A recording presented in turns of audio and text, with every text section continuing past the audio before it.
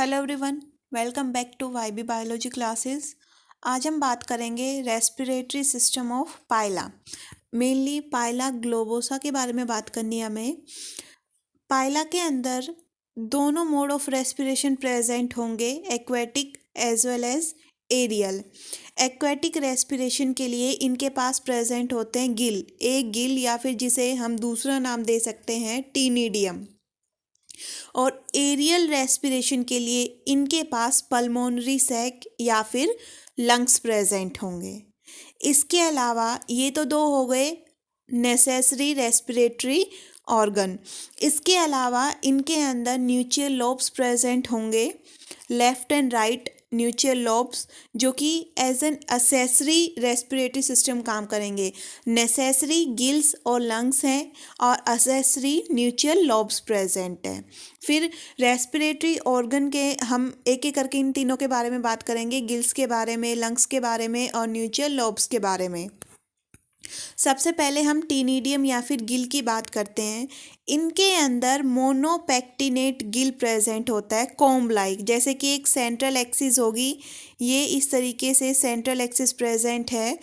इस central axis के एक तरफ इस तरीके से लेमिले प्रेजेंट होंगे और जो लेमिले हैं उनकी एक खास बात है कि जो मिडल वन होगा वो सबसे लार्जेस्ट मिलेगा, और जैसे ही हम दोनों साइड में इधर से इधर और इधर से लेफ्ट और राइट साइड में मूव करेंगे तो जो साइज़ है लेमिले का वो डिक्रीज करेगा।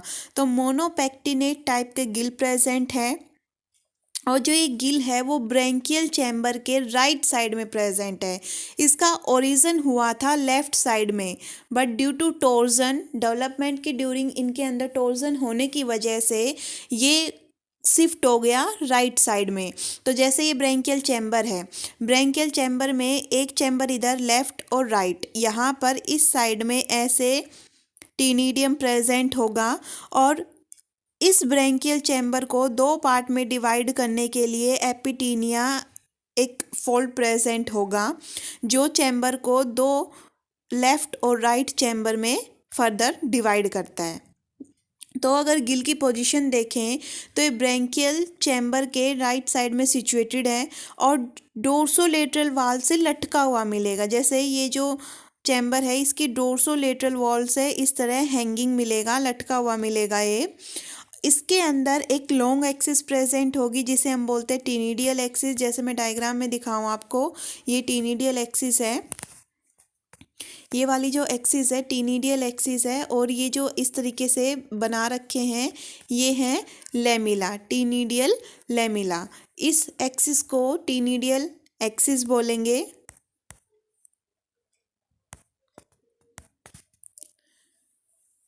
फिर इस टीनिडियल एक्सिस से एफरेंट और इफरेंट ब्लड वेसल्स पास होंगी। जो टीनिडियल एक्सिस है वो अटैच मिलती है मेंटल वॉल से, मेंटल कैविटी प्रेजेंट होती है, मेंटल कैविटी की वॉल से टीनिडियल एक्सिस अटैच मिलेगी और इस टीनिडियल एक्सिस में एफरेंट और इफरेंट ब्लड वेसल्स प्रेजेंट होंगी। एफरेंट का मतलब होता है पास लाना, इफरेंट का मतलब होता है दूर ले जाना। जो एफरेंट ब्लड वेसल है, जैसे लाइक ये टीनिडियल एक्सिस है, यहाँ पर एफरेंट ब्लड वेसल होगी, ये क्या करेगी कि गिल के पास डीऑक्सीजनेटेड ब्लड को लेके आएगी, और यहाँ पर इफरेंट ब्लड वेसल होगी जो कि क्या करेगी, गिल से ऑक्सीजनेटेड ब्लड को हार्ट के पास लेके जाएगी। अभी मैंने बताया कि जो एक्सिस है उसके ऊपर लेमिली प्रेजेंट है। लेमिली क्या है, long series of flat triangular leaflets. हर एक जो लेमिली है वो अटैच्ड मिलेगी टीनिडियल एक्सिस से बाय ये ब्रॉड बेस। इस ब्रॉड बेस से ये अटैच मिलेगी और ये ब्रैंकियल चैम्बर में हैंगिंग लटकी हुई मिलेगी। फिर जैसे हम एक लेमिली की बात करें तो जो लेमिली है उसकी दो फ्री साइड होती है। ऐसे एक जो लेमिली है इसकी एक इधर और एक इधर फ्री साइड मिलेंगी, लेकिन इनका साइज इक्वल नहीं होता, ये अनइक्वल होंगी, शॉर्टर और लॉन्गर। ये छोटी होगी और ये बड़ी होगी, या ये ऐसे एक लेमिली टीनिडियल एक्सिस के साथ कनेक्शन रखेगी। यहाँ पर एफरेंट और इफरेंट ब्लड वेसल मिलेंगी। तो जो ऊपर वाली साइड है, शॉर्टर साइड है, ये रिसीव करती है डीऑक्सीजनेटेड ब्लड, क्योंकि यहाँ पर एफरेंट ब्लड वेसल प्रेजेंट है। Afferent blood vessel deoxygenated blood लेके आएगी। तो जो ये शॉर्टर साइड है, इसलिए इसका नाम हम बोलते हैं एफरेंट साइड। अब जो ये लॉन्गर साइड है, दूसरी वाली इधर ये लॉन्गर साइड है, इस लॉन्गर साइड को हम बोलते हैं ईफरेंट साइड। क्यों?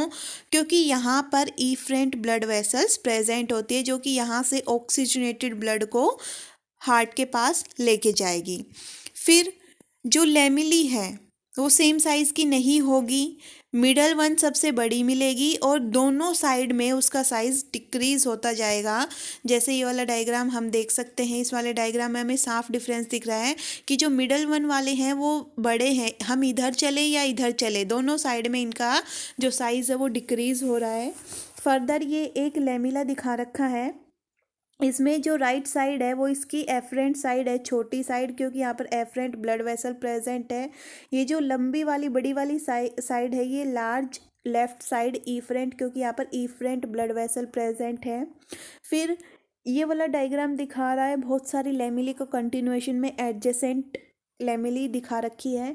लेमिली का जो एंटीरियर और पोस्टीरियर सरफेस है, दो सरफेस है, एंटीरियर ये जो हमें दिखाई दे रहा है, पोस्टीरियर पीछे वाला। तो जो इसके एंटीरियर पोस्टीरियर सरफेस है वहाँ पर ट्रांसवर्स प्लीट्स प्रेजेंट होती है, ये ट्रांसवर्स प्लीट्स। इस वाले डायग्राम में इन ट्रांसवर्स प्लीट्स के थ्रू ये ब्लड सर्कुलेशन दिखा रखा है, इन ट्रांसवर्स प्लीट्स के थ्रू इधर से इधर ब्लड आता है। मतलब जो एफरेंट साइड का ब्लड है वो ईफरेंट साइड के वेसल से ये कनेक्ट करके रखेगा। ट्रांसवर्स प्लीट्स क्या काम करेंगे, समझ आया कि ये एफरेंट और ईफरेंट साइड के ब्लड को कनेक्ट करने का काम करते हैं, कंटिन्यूएशन में रखने का काम करते हैं। फिर जो टीनिडियम है इसके अंदर नर्व मिलती है और नर्व दो प्रेजेंट है, एक तो लेफ्ट प्लूरल नर्व और दूसरा सुप्रा इंटेस्टाइनल गैंग्लिया से नर्व यहाँ पर इनर्वेट करेंगी आएंगी। जो ये नर्व की सप्लाई है ये क्या शो कर रही है कि एक्चुअल में जो ये ऑर्गन है, देखो यहाँ जो नर्व सप्लाई आई है वो लेफ्ट साइड से आई है, तो ये शो करती है कि बिफोर टोर्जन से पहले जो ऑर्गन था उसका ओरिजिन लेफ्ट साइड में हुआ था, बट ड्यू टू टोर्जन की वजह से जो ये स्ट्रक्चर है टेनिडियम ये right side of branchial chamber में शिफ्ट हो गया।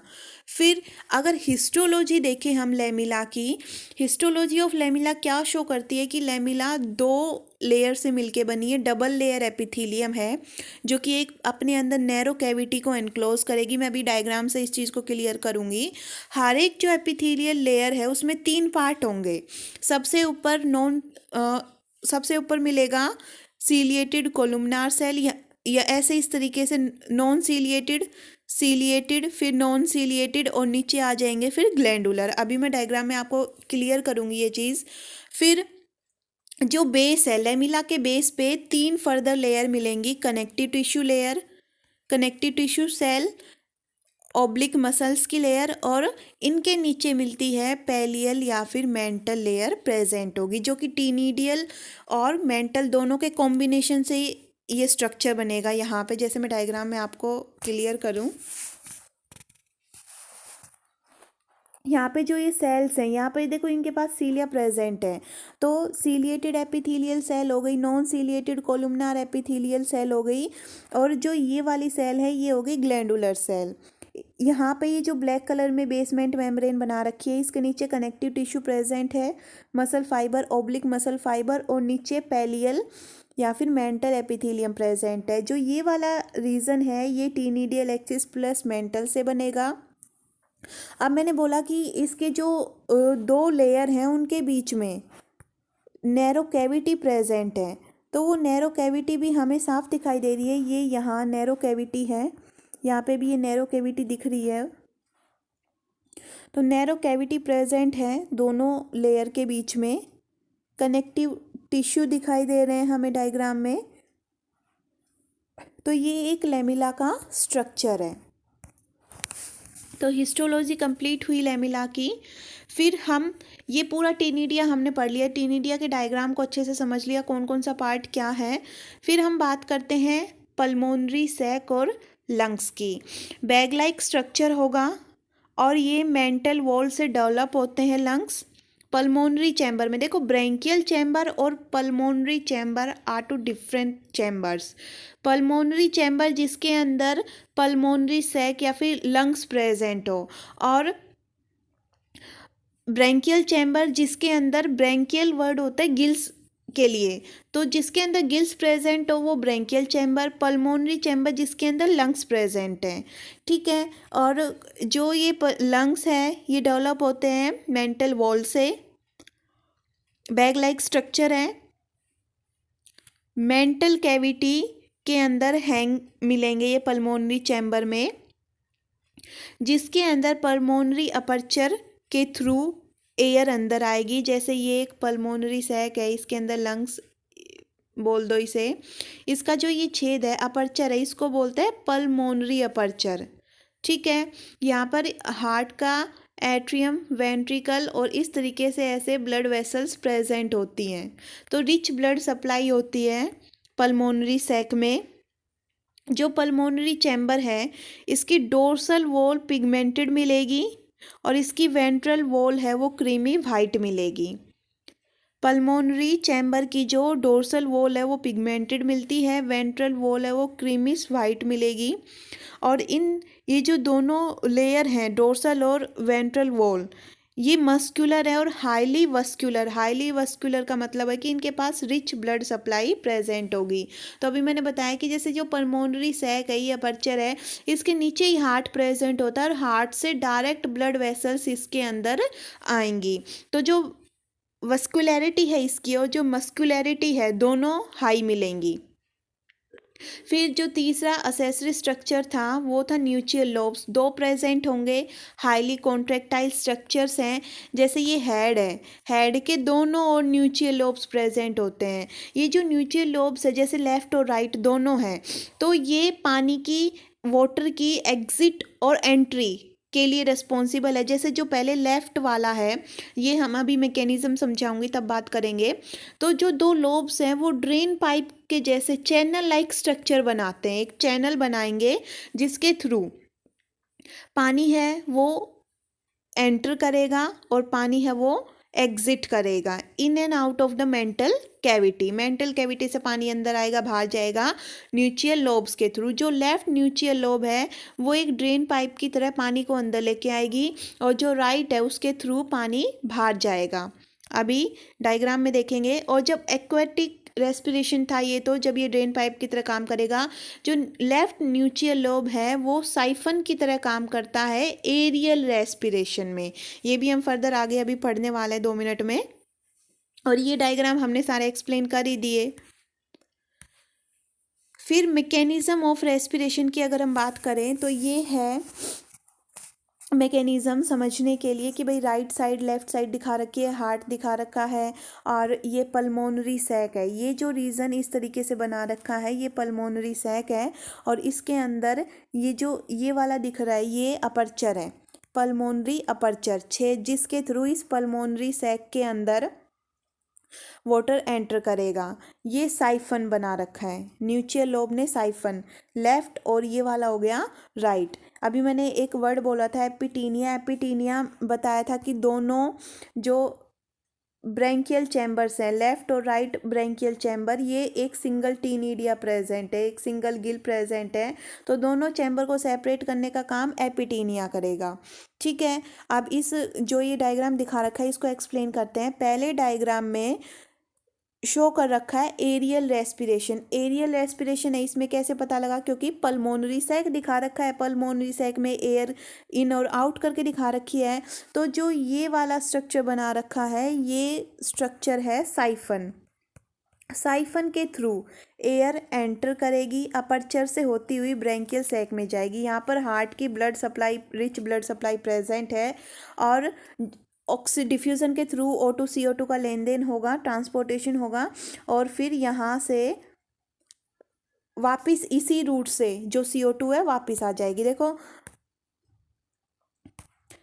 ये साइफन है, साइफन के थ्रू एयर अंदर गई, ऑक्सीजन अंदर जाएगी, ब्लड के साथ उसका डिफ्यूज़न होगा और ब्लड से जो CO2 है वो वापस आएगी, किसके थ्रू आएगी, इसी सेम पाथवे के थ्रू डिफ्यूज़ होके और वापस आ जाएगी। डिफ्यूज़न की प्रोसेस पे ये काम होगा। फिर जो ये वाला डायग्राम दिखा रखा है, इस डायग्राम में एक्वेटिक रेस्पिरेशन शो कर रखा है। एक्वेटिक रेस्पिरेशन में जो यहाँ ये जो स्ट्रक्चर है इसका कोई काम नहीं रहेगा पल्मोनरी सैक का। मेनली जो ब्रेंकियल चैम्बर है, लेफ्ट और राइट ब्रेंकियल चैम्बर, राइट वाले में ये टीनिडिया प्रेजेंट है, गिल प्रेजेंट है। तो ये है लेफ्ट न्यूचियल लोब और ये है राइट न्यूचियल लोब। लेफ्ट वाले से पानी अंदर जाएगा, अंदर जाके वो इधर से होते हुए दूसरे जो चैम्बर है राइट साइड उसमें जाएगा, तो पूरा चैम्बर पानी से कवर होगा, न्यूचियल लोब पानी से कवर होंगे। फिर जो टीनिडिया है इसमें यहाँ से और यहाँ तक पूरे जो लेमिला है वो पानी से वॉश आउट होके और फाइनली जो वाटर है वो राइट न्यूचियल लोब से बाहर की ओर निकल जाएगा। तो इसी को हम एक बार थियोरी में पढ़ते हैं कि mechanism of respiration, aquatic as well as aerial respiration का मैकेनिज्म पढ़ेंगे हम। एक्वेटिक रेस्पिरेशन की बात करें तो ये 3 कंडीशन में हो सकता है कि जब स्नेल बॉटम पे है, फ्रीली वाटर में फ्लोट कर रहा है, सस्पेंडेड है वाटर में, या फिर वो किसी प्लांट या वीड से अटैच है। इस टाइम पे क्या होगा कि एनिमल की जो पूरी की पूरी बॉडी है वो फुली एक्सपेंड होगी, उसका हेड, उसका फुट फुली एक्सपेंड होगा और जो 2 न्यूचियल लोब है वो एक चैनल की तरह काम करेंगे। लेफ्ट लोब है वो एक टाइप का ड्रेन सिस्टम बनाएगा जिसके थ्रू वाटर इनवर्ड फ्लो करेगा। वाटर करंट पहले ओस्फेरिडियम के नीचे से होके गुजरेगा। ओस्फेरिडियम एक्चुअल में एक सेंसरी स्ट्रक्चर होता है केमिकल नेचर ऑफ वाटर को टेस्ट करने के लिए। जैसे ही इस तरीके से इसका हेड है, ये ऐसे फुट है, इसके ऊपर ऐसे पहले जो विजुअल मास था टोर्जन से पहले ऐसे विजुअल मास यहाँ पर प्रेजेंट था और यहाँ पर ओस्फेरिडियम था। ठीक है, अब क्या हुआ कि टोर्जन के बाद ये रिवर्स हो गया, तो विजुअल मास कुछ इस तरीके से ये विजुअल मास हो गया और ओस्फेरिडियम यहाँ आ गया, ये हेड था। ठीक, तो ओस्फेरिडियम यहाँ से जब पानी एंटर होगा तो सबसे पहले वो ओस्फेरिडियम के पास जाएगा। ये एक एंट्रेंस के लिए भी इम्पोर्टेंट क्वेश्चन है, काफ़ी बार पूछा जाता है ओस्फेरिडियम किस में होता है और इसका काम क्या होता है। केमिकल नेचर ऑफ वाटर को टेस्ट करना इसका काम होता है। अब पानी ओस्फेरिडियम से एक बार टेस्ट कर लिया गया, उसका नेचर चेक कर लिया गया, तो फिर वो बाद में posterior part of pulmonary chamber में जाएगा।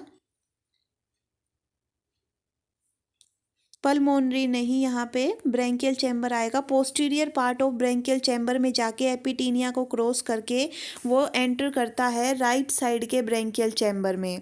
राइट साइड के ब्रेंकियल चैम्बर से होता हुआ, भाई राइट साइड के ब्रेंकियल चैम्बर में क्या था, टीनिडियम था, गिल था, उसके ऊपर एंटायर लेंथ को वॉश करता हुआ वो राइट न्यूचियल लोब से जो पानी है वो बॉडी के बाहर आ जाएगा। तो इसी डायग्राम में मैंने यही एक्सप्लेन किया था इस वाले डायग्राम में कि लेफ्ट न्यूचियल लोब से गया ओस्फेरिडियम के थ्रू टच होता हुआ और यहाँ से पोस्टीरियर पार्ट में जाते हुए ऐसे आया और राइट लोब से ड्रेन आउट हो गया, बॉडी से बाहर निकल गया। अब जो वाटर करंट का फ्लो है वो मेनली 2 चीज़ों से मेंटेन किया जाएगा कि हेड की जो मेंटल कैविटी है उसके अंदर हेड का अल्टरनेट प्रोट्रूजन और रिट्रैक्शन, मतलब अंदर बाहर जाएगा हेड, तो मेंटल कैविटी की जो फ्लोर है वो रेज होगी, लोअर होगी, ऊपर नीचे होगी, जिसकी वजह से वाटर करंट मेंटेन रहेगा।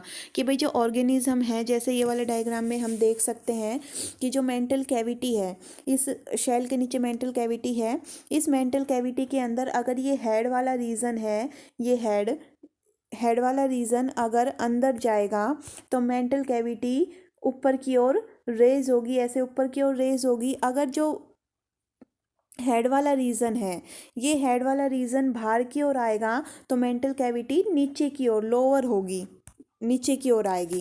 तो हेड के अंदर और बाहर जाने की वजह से मेंटल कैविटी की जो फ्लोर है वो रेज और लोअर होगी, जिसकी वजह से वाटर करंट मेंटेन रहेगा। दूसरा कि लेमिला के ऊपर जो सीलिया प्रेजेंट है, सीलियरी एपिथेलियम प्रेजेंट है, उस सीलियरी एपिथेलियम की बीटिंग से, मूवमेंट से भी वाटर करंट मेंटेन रहेगा।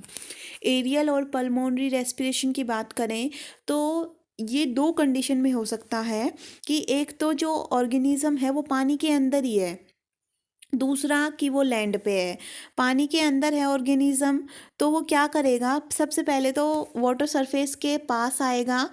पास आने के बाद ये लेफ्ट न्यूट्रियल लोब को एक्सटेंड करके रोल करके और एक ट्यूब लाइक स्ट्रक्चर बनाएगा जिसे हम बोलते हैं साइफन। इस डायग्राम में ये साइफन दिखा रखा है, ये रहा साइफन। साइफन है ये ट्यूब लाइक स्ट्रक्चर। कैसे बना कि जब लेफ्ट न्यूट्रियल लोब ने रोल किया, एक्सटेंड किया और एक ट्यूब लाइक स्ट्रक्चर बनाया, उसे हम बोलते हैं साइफन। साइफन की जो ओपनिंग है वाटर सरफेस के ऊपर जाएगी और इसके थ्रू पल्मोनरी सैक में एयर आएगी बाय क्रॉसिंग पल्मोनरी अपर्चर।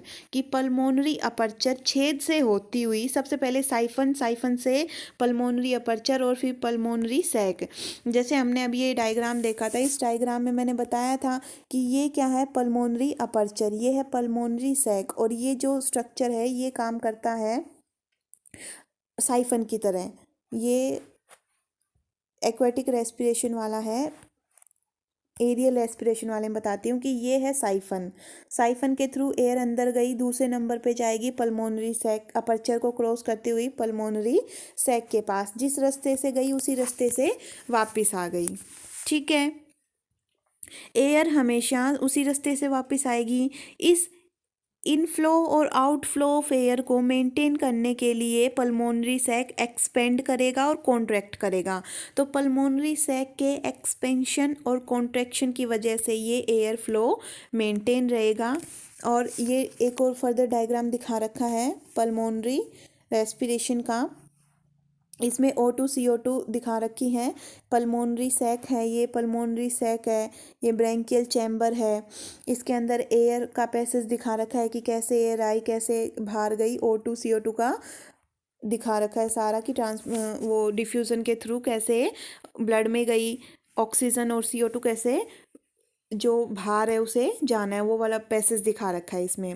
एपिटीनिया की अगर हम बात करें तो जो एपिटीनिया है ये क्या करेगा, मेंटल कैविटी को पुश करेगा ताकि जो एयर है वो ब्रैंकियल चैम्बर में ना जा सके। तो एपिटीनिया के दो फर्दर काम हो गए।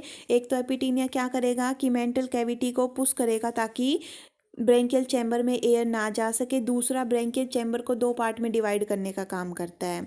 काफ़ी बार क्या होता है कि जो वाटर सरफेस है वो क्लियर है, तो जो साइफन है वो फनल शेप की स्ट्रक्चर बनाएगा अपने मार्जिन को चौड़ा करके, ताकि जो ऑर्गेनिज्म है वो एक कंफर्टेबल पोजीशन पे रह के एयर को अंदर इंस्पायर कर सके।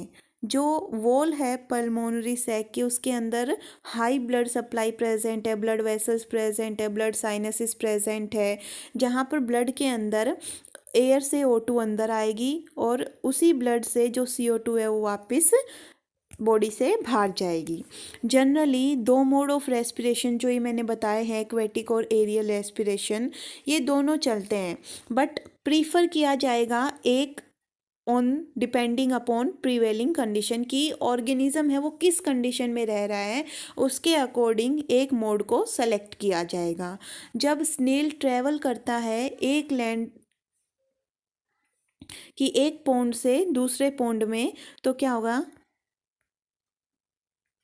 एक पॉन्ड से दूसरे पॉन्ड में या फिर लैंड से, एक लैंड से दूसरे सोर्स ऑफ वाटर में, एक सोर्स से दूसरे सोर्स ऑफ वाटर में जाएगा, या फिर कोई दूसरा पर्पस भी हो सकता है, एग ले करने के लिए जा रहा है, तो वो जनरली पल्मोनरी रेस्पिरेशन का यूज़ करता है, बट उसमें उसे साइफन बनाने की ज़रूरत नहीं पड़ती विदाउट साइफन फॉर्मेशन।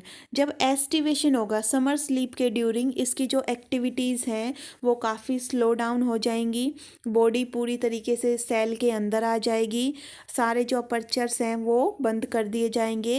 रेस्पिरेशन इसमें कैसे होगा, रेस्पिरेशन होगा कि जो पल्मोनरी सैक के अंदर जो बची हुई एयर है, जो भी स्टोर करके उसने रखी हुई है, उस स्टोर्ड एयर का यूज़ करते हुए ऑर्गेनिज्म रेस्पिरेशन करेगा। तो ये था मेनली हमारा पाइला ग्लोबोसा का रेस्पिरेशन। हमने क्या क्या पढ़ा इसके अंदर, हमने पढ़ा है कि टीनिडिया के बारे में, टीनिडिया के स्ट्रक्चर के बारे में, उसके डायग्राम देखें, हिस्टोलॉजी देखिए, पल्मोनरी सैक के बारे में, न्यूचियल लोब के बारे में ये डायग्राम एक्सप्लेन किए, मैकेनिज्म ऑफ रेस्पिरेशन की एक्वेटिक रेस्पिरेशन कैसे होगा, एरियल रेस्पिरेशन कैसे होगा, ऑर्गेनिज्म है वो कौन सा कब प्रीफर करेगा। आई होप ये वीडियो आपके लिए यूज़फुल होगी। Thank you for watching my video.